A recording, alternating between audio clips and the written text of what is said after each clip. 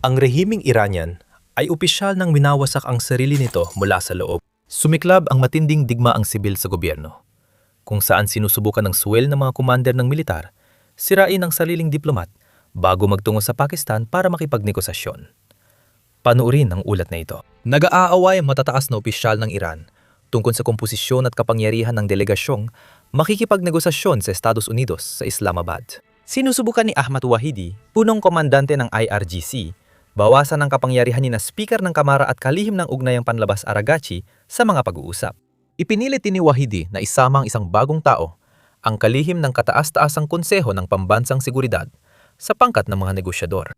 Tinututulan ng mga miyembro ng pangkat ng mga negosyador ang bagong tao dahil tingin nila kulang siya sa karanasan para sa estratehikong negosasyon. Kasabay nito, binigyang diin ni Wahidi at ng commander ng puwersang panghimpapawid at pangkalawakan ng IRGC na dapat iwasan ng delegasyon ang anumang negosasyon tungkol sa programang missile ng Iran. Napansin na rin natin ito noon.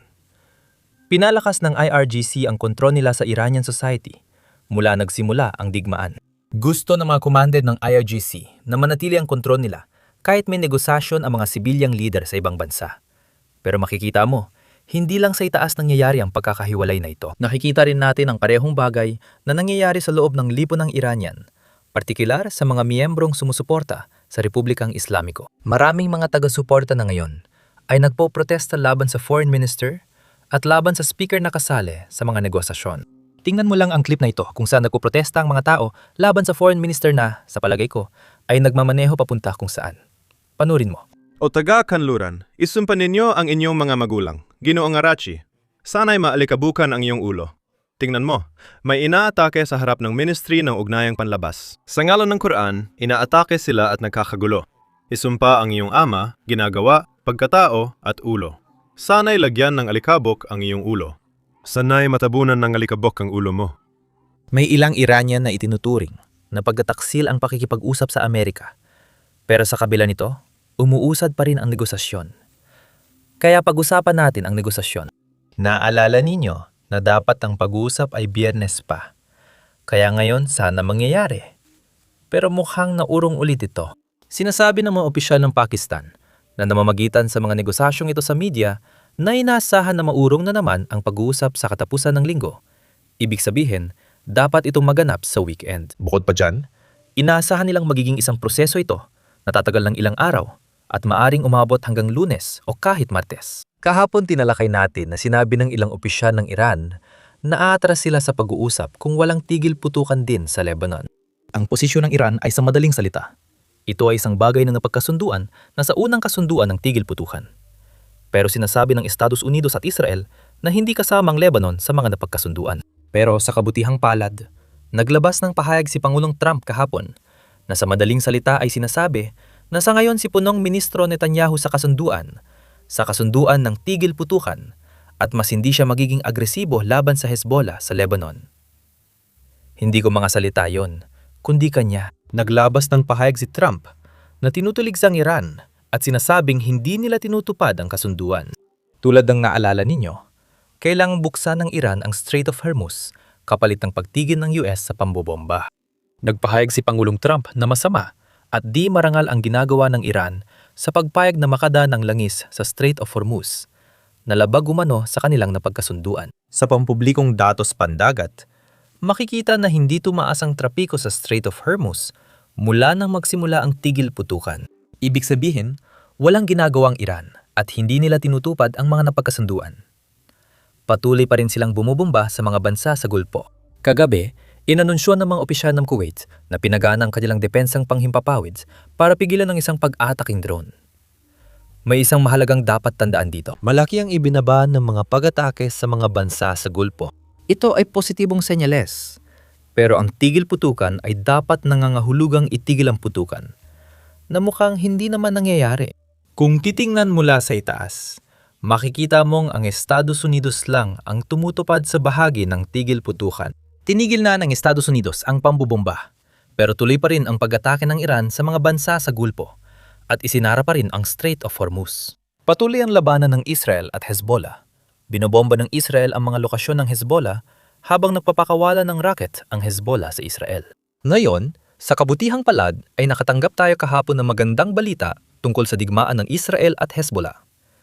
Inanunsyo ng Israel na makikipagnegosasyon sila sa Lebanon sa susunod na linggo.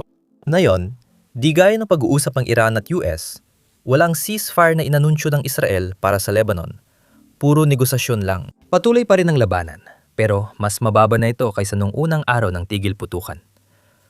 Sa kabila ng kaguluhan, may mga positibong senyales din tayong nakikita. Kakalis lang ni Vice Presidente J.D. Vance patungong Pakistan ngayong umaga.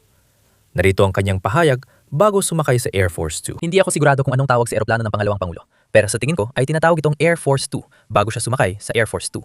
Pakinggan ninyo. Inasahan namin ang negosasyon at tingin ko magiging positibo ito. Makikita natin, gaya ng sinabi ng Pangulo ng Estados Unidos, kung handa ang mga Iranian na makipagnegosasyon ng tapat, tiyak na handa rin kaming makipag-usap ng bukas loob. Kung subukan nila kaming lokohin, malalaman nilang mahirap kausap ang aming negotiating team. Kaya sisikapin naming maging positibo ang negosasyon. Binigyan kami ng Pangulo ng malinaw na mga panuntunan at makikita natin. Kaya sana ay maging ligtas ang biyahe ninyo. Sasagutin namin ang ilang mga tanong mamaya. Pero sa ngayon, sumakay na tayo sa eroplano at umalis na. Maraming salamat sa inyong lahat. Ngayon, isipin mong nakuha ng Estados Unidos ang katiyakan mula sa Pakistan o Iran na darating ang delegasyon ng Iran para sa negosasyon. Kung hindi basta-basta pupunta ng hayagan ng Vice Presidente sa Pakistan. Kung hindi dadalo ang Iran, medyo nakakahiya ito para sa US at para sa lahat ng iba pang kasali. Ngayon, bago natin pag-usapan ang negosasyon, kailangan nating banggitin na kung mangyayari ito, magiging isang makasaysayang pangyayari ito.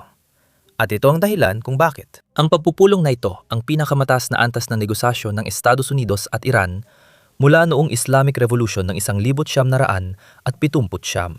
Noon, tumawag si Pangulong Obama sa Pangulo ng Iran noong mga pag-uusap noong 2015 o sa tingin ko ay 2013. Bago yon, nagkaroon ng pagpupulong si kalihim ng Estado John Kerry at ang Ministrong Panlabas ng Iran. Ngayon, ang Vice Presidente ng US, pangalawang pinakamataas sa bansa, ay nakipagpulong sa delegasyon ng Iran. Makasaysayan ito para sa Islamic Republic dahil na yan lang sila nakipagpulong sa mataas na opisyal ng Amerika.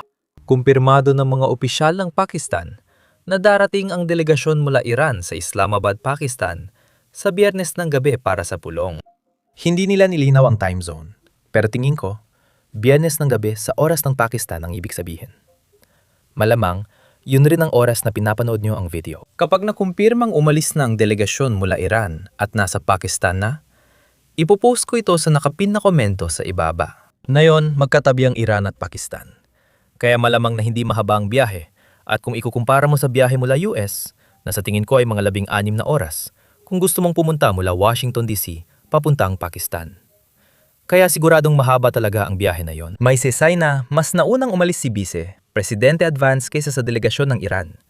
Dahil para sa kanila, malamang 1 o 2 oras lang ang biyahe. Pero ang problema, hindi naman talagang oras ng biyahe sa eroplano. Ang problema ay, ang mga pahayag mula sa mga opisyal ng Iran, lalo na yung mga dapat sanang makikilahok sa negosasyon na ito. Bago tayo magpatuloy dyan, mabilisang paalala lang sa lahat na pindutin ang like at subscribe button sa ibaba. Malaking tulong po talaga yan sa amin. Sa nakaraang mga linggo, sa hindi malamang dahilan, hindi talaga umaabot ang mga video namin sa mga taong hindi pa nakasubscribe. Yun ang ipinapakita sa amin sa back-end.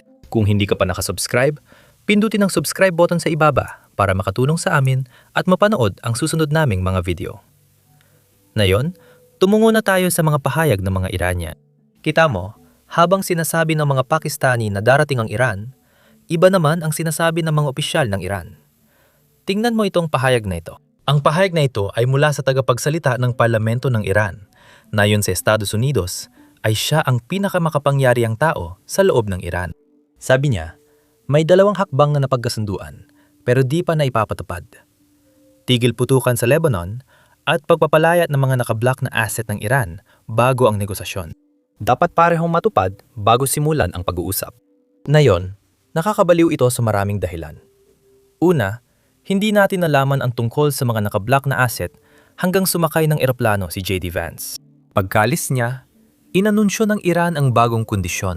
Ngayon, para maging patas sa Iran, malamang na hindi ito bagong kondisyon dahil hindi pa inilalantad ng magkabilang panig ang kanilang kasunduang tigil putukan. Maaring kasama ito sa tigil putukan, pero hindi sigurado.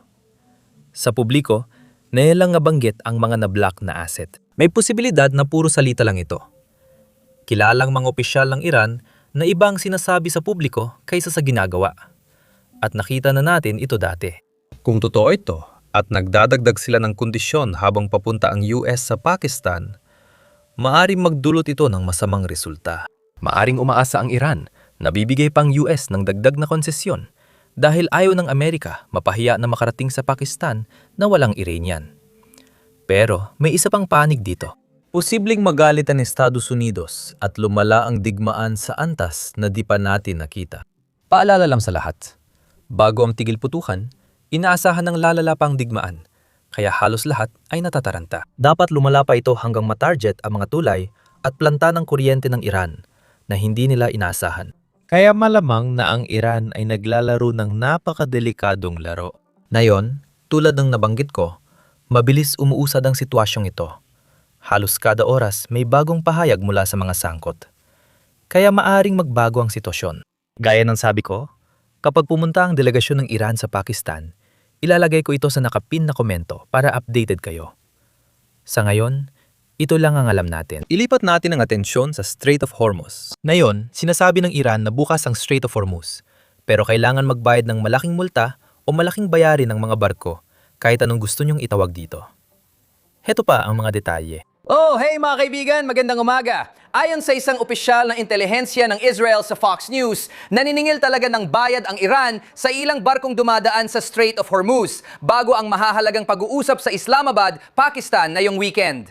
Dagdag pa ng opisyal na ito, ang strait ay epektibong nasa ilalim ng buong kontrol ng IRGC. Sila ang nagdedesisyon kung sino ang makakadaan, pero mas mahalaga kung sino ang hindi papayagan. Sinabi sa akin na mayroong intelihensiyang ibinabahagi sa komunidad ng intelihensiya tungkol sa kung paano sinusubukan ng Iran na higpitan pa ang kontrol nila sa strait na ito bago ang negosasyon na yung weekend. Magdamag, si Pangulong Trump ay nag-post sa Truth Social para pag-usapan ng issue na nagsasabing, at inuulit ko, napakahina at, ayon sa iba, hindi marangal ang paraan ng Iran sa pagpapadaan ng langis sa Strait of Hormuz.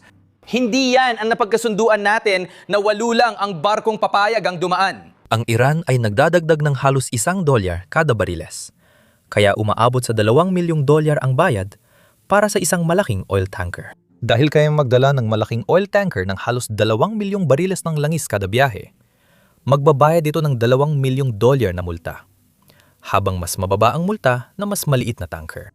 Malaki pa ring halaga ito para sa nagpapadala ng langis. Ngayon, naglalabas ang Iran ng pahayag na nais nilang permanenteng kontrolin ng Strait of Hormuz sa negosasyon. Yung mga di naman sumusubaybay sa geopolitics ay natataranta at sinasabing magbabago raw nito ang mundo habang buhay. Hindi ko sinasabing hindi pwedeng mangguna ang Iran sa negosasyon.